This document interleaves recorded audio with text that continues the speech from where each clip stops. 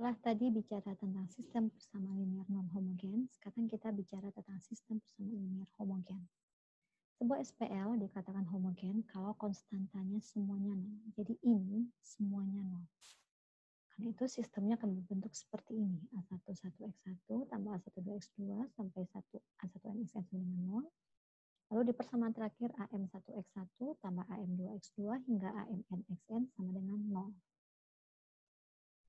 Nah, sistem persamaan linear homogen ini dia punya sifat konsisten. Artinya dia selalu punya solusi. Karena sistem persamaan linear homogen ini punya penyelesaian di mana X1 sama dengan 0, X2 sama dengan 0, hingga Xn sama dengan 0. Jadi kalau semua X-nya bernilai 0, SPL ini pasti benar. Jadi SPL homogen selalu punya sifat konsisten karena dia punya penyelesaian trivial. Apa itu penyelesaian trivial? Penyelesaian yang semua nilai X-nya bernilai 0. Nah, selain punya solusi trivial, SPL homogen juga bisa punya solusi tak trivial. Apa itu solusi tak trivial? Jadi yang memenuhi dia tidak hanya X sama dengan 0, tapi ada solusi lain. Jadi bisa disimpulkan SPL homogen punya dua kemungkinan solusi. Yang pertama, dia punya solusi trivial. Yang kedua, selain punya solusi trivial, dia juga punya solusi tak trivial. Dan solusi tak trivial ini, dia banyaknya bisa tak hingga. Jadi dia bisa punya tak hingga banyaknya solusi lain selain solusi trivial.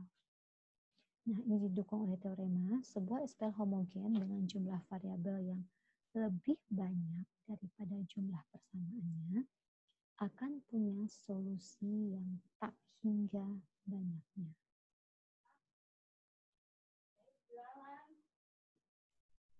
Nah, kita lihat contohnya. Ini adalah sebuah SPL homogen.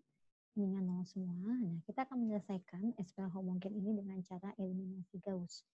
Jadi kita akan bikin matriksnya, augmented matrix. Nah, untuk SPL homogen, kita tidak usah membuat augmented matrix. Karena kalau augmented matrix, baris paling kanannya kan ditambahkan yang ini.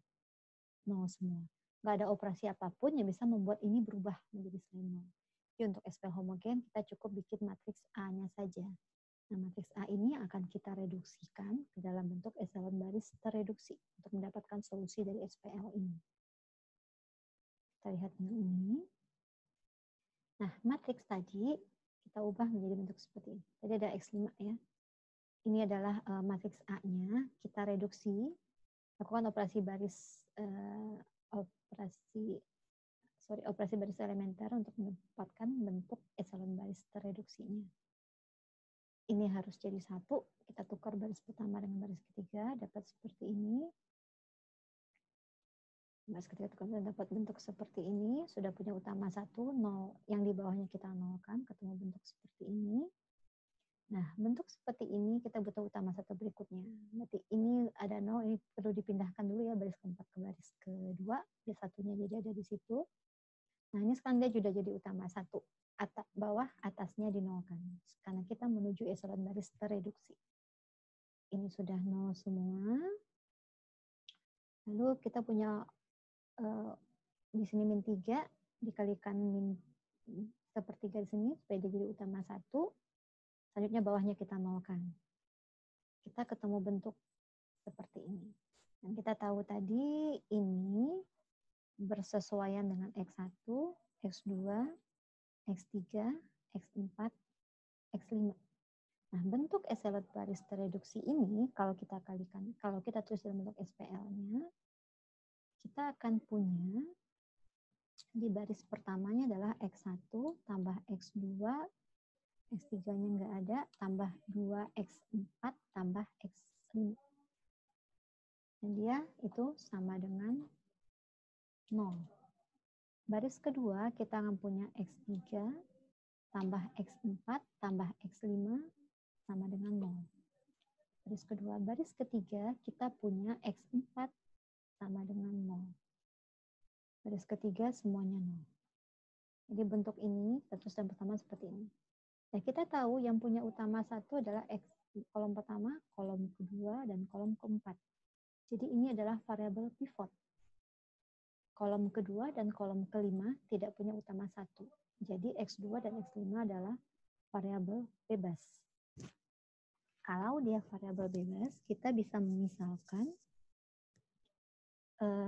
X5 sama dengan T, lalu X2-nya sama dengan S.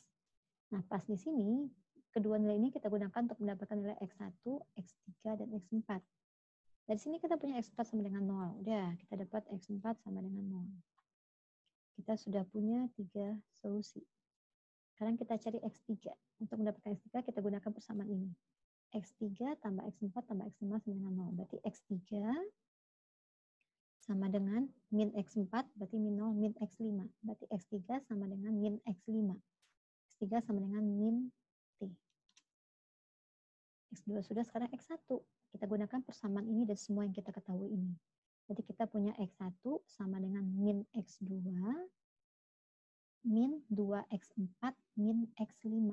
Berarti X1-nya sama dengan min X2. Berarti dia adalah min S. Min S, min 2X4, berarti 0. Min X5, berarti min T. Jadi X1-nya adalah min S, min T. Jadi solusi dari SPL homogen kita itu adalah yang ini. Dia punya 3 variabel pivot. Dia punya 3 variabel pivot dan 2 variabel bebas.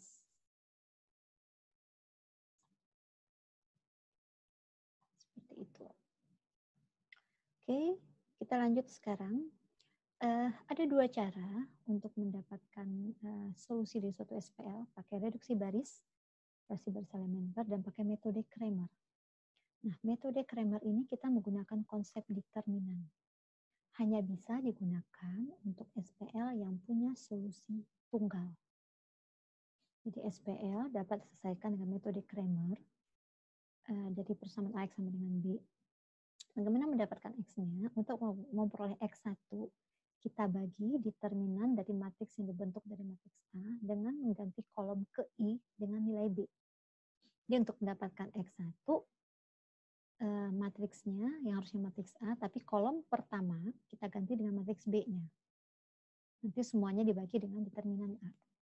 X2-nya kita dapatkan dengan matriks A ini, tetapi kolom kedua kita ganti dengan matriks B. Lalu dibagi dengan determinan A. Dan Xn didapatkan dengan mengganti kolom ke N-nya dengan B, lalu dibagi dengan matriks A. Nah, ini hanya berlaku untuk determinan A-nya tidak sama dengan 0, jadi untuk matriks yang punya solusi, dan solusinya harus tunggal.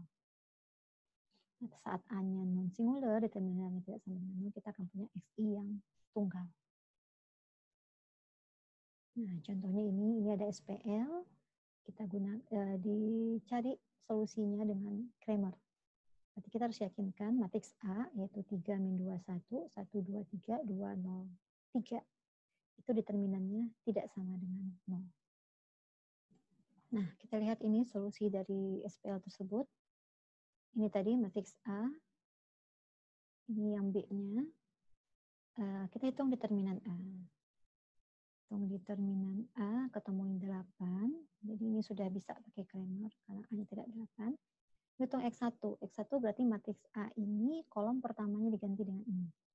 Jadi 421 min 220 133. Bagi 8 ketemu 3,5. A-nya 3,5. Lalu untuk X2 berarti yang kolom ini diganti dengan B. Yang lainnya tetap. Kolom pertama, kolom ketiga tetap. Ketemu X2-nya 2,25. X3-nya berarti baris kolom ketiga diganti dengan ini. Ketemu min 2. Jadi ini matriks yang koefisiennya seperti ini, itu solusinya X1 sama dengan 3,5, X2-nya 2,25, dan X3-nya sama dengan min 2.